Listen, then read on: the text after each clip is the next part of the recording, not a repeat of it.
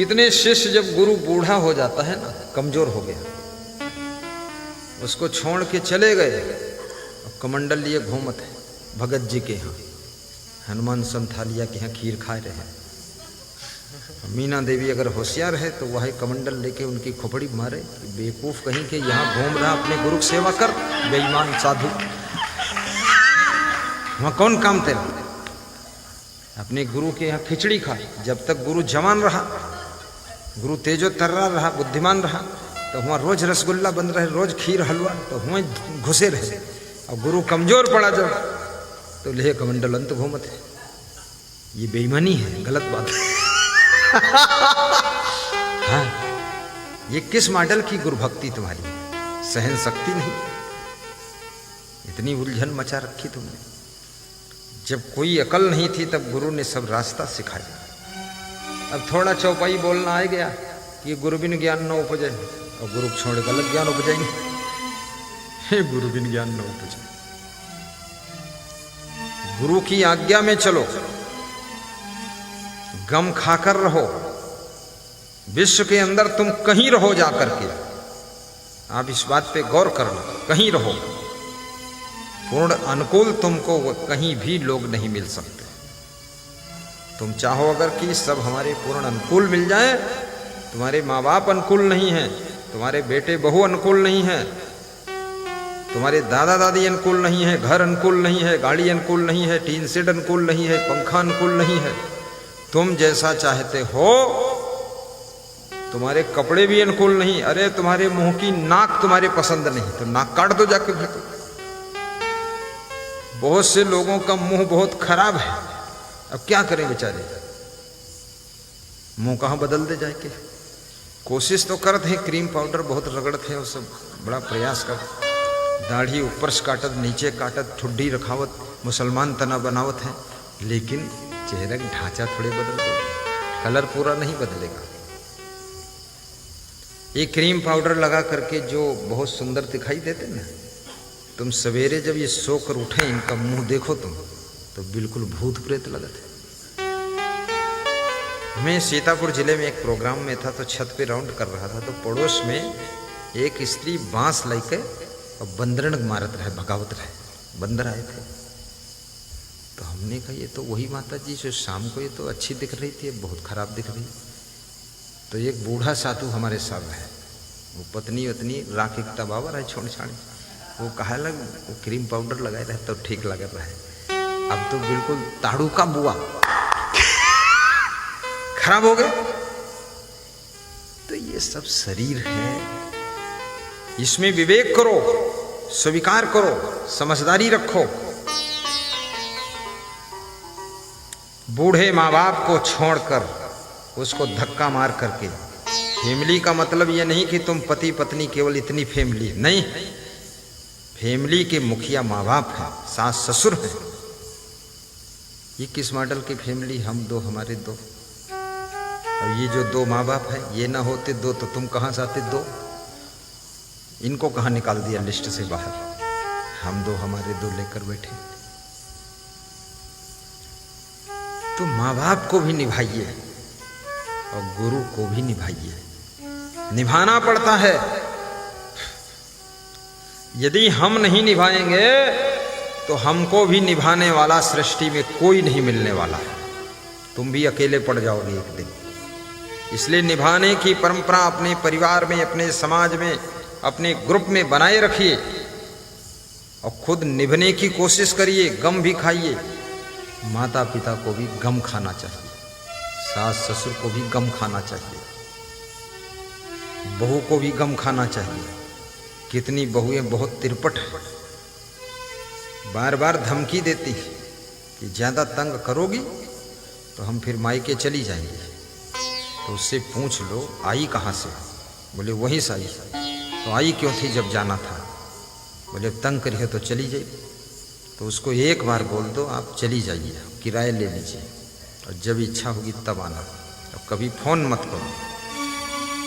और उसके पति को चाहिए कभी फ़ोन मत करे, बात मत करे, जाने दो उसको, 3 हफ्ते में दिमाग ठिकाने आ जाएगा।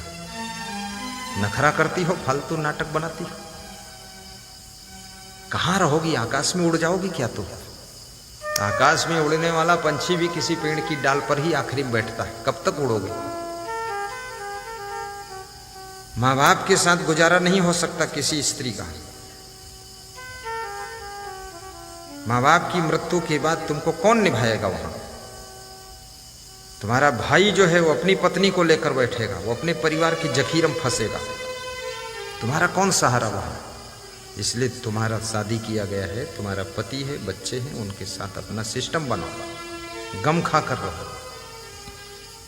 और बूढ़ी सासू से अपनी थाली मत मंजवाओ, सब बर्तन खुद मांजो।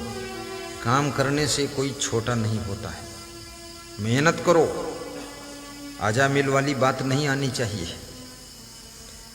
अस पातक निशिवासर करई, हृदय में कुदाया नहीं घरई। रात दिन इस तरह का पाप अजामिल कर रहा है, हृदय में जरा सी दया नहीं है, निर्दयी बन करके बकरियों का व्यापार कर रहा है और वेश्या के साथ रह रहा है, वेश्या को रखा है।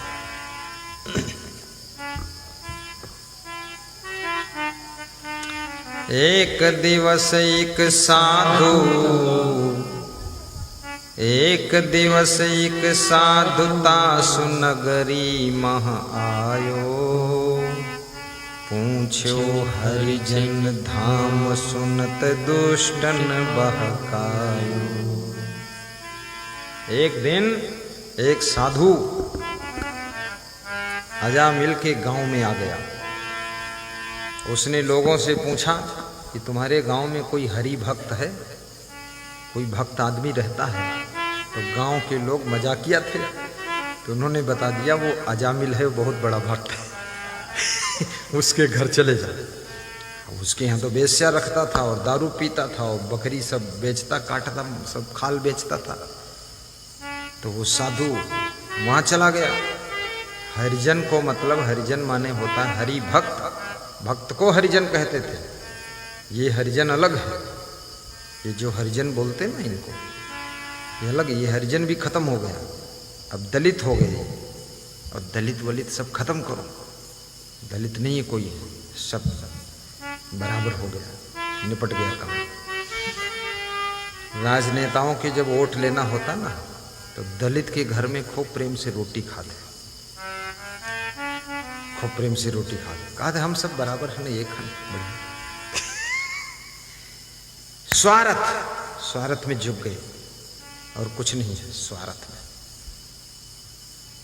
फिर स्वार्थ हल हो गए, ढूंढे नहीं मिलेंगे। तो हरिजन माने साधु, संत को भी हरिजन कहते थे।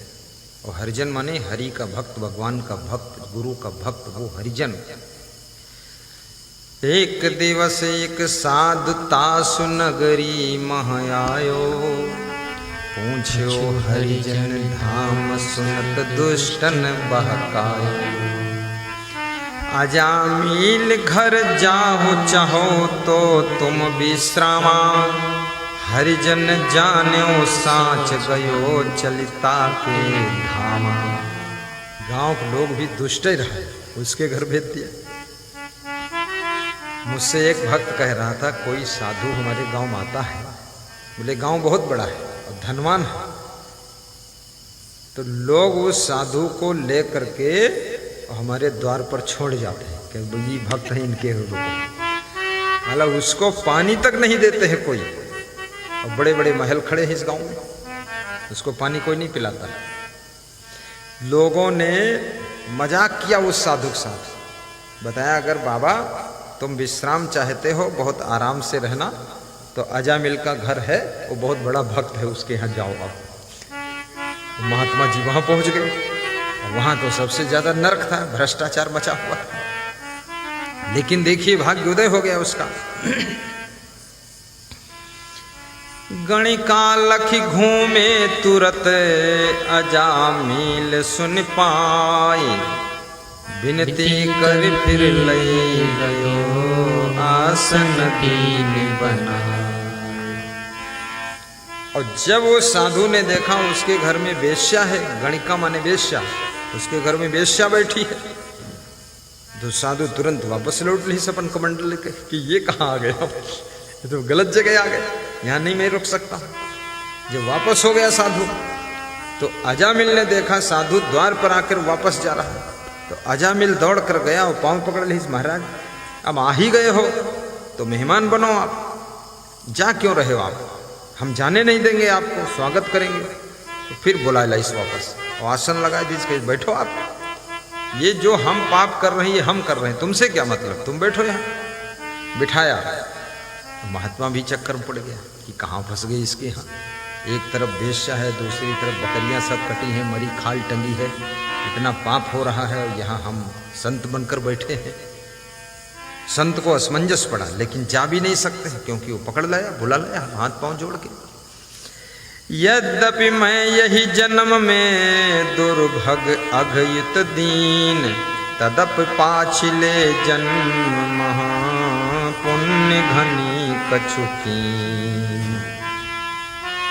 अजामिल बोला, यद्यपि इस जन्म में मैंने बहुत घने पाप किए हैं, अथाह पाप कर दिए हैं, पत्नी मर गई मेरी, मारा मैंने उसको बहुत है, और मैं बकरियां सब बेच करके खाल वाल का प्रॉफिट इनका लेता हूँ, और वेश्या को रख लिया मैंने घर में, मैं ब्राह्मण हूँ, लेकिन इस जन्म में बहुत पाप किया, पर पिछले जन्म का मेरा कोई बहुत बड़ा पुण्य था।